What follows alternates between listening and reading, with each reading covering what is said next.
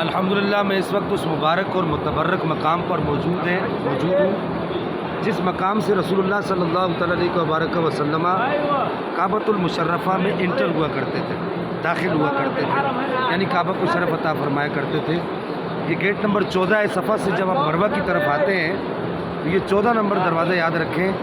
اصل میں یہ دروازہ ڈھونڈنے کی جو وجہ ہے، ہمارے مولانا اکرام صاحب ہمارے ساتھ موجود تھے، انہوں نے مجھے بتایا کہ یہ بوابۃ النبی ہے، یا رسول اللہ صلی اللہ تعالیٰ علیہ وسلم یہاں سے داخل ہوا کرتے تھے۔ وجہ یہ ہے کہ سلطان المحدثین مولا علی قاری رحمہ اللہ نے اپنی کتاب المناسک کے اندر یہ لکھا ہے کہ کعبۃ المشرفہ کے بعد مکہ کے اندر سب سے افضل جگہ وہ ہے جہاں سیدہ خدیجۃ الکبریٰ کا مبارک گھر تھا، اور اس کی علت یہ لکھی ہے مولا علی قاری رحمہ اللہ نے کہ وہاں سیدہ خاتون جنت کی ولادت ہوئی ہے۔ اس وجہ سے کعبہ کے بعد مکہ میں سب سے افضل جگہ وہ ہے۔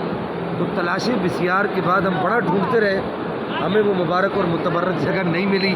سنا یہ تھا کہ شنید یہ تھی کہ وہاں کچھ علامات موجود ہیں، وہ نہیں ملی۔ بہرحال سیدہ خدیجۃ الکبریٰ ہماری اماں جان اور سیدۃ النساء العالمین سیدہ خاتون جنت اماں فاطمہ الزہرا رضی اللہ تعالیٰ عنہا کی بارگاہ میں یہ ہماری ایک نوکری تھی اور یہ ہماری ایک نیاز مندی تھی، ہم نے وہ ادا کی۔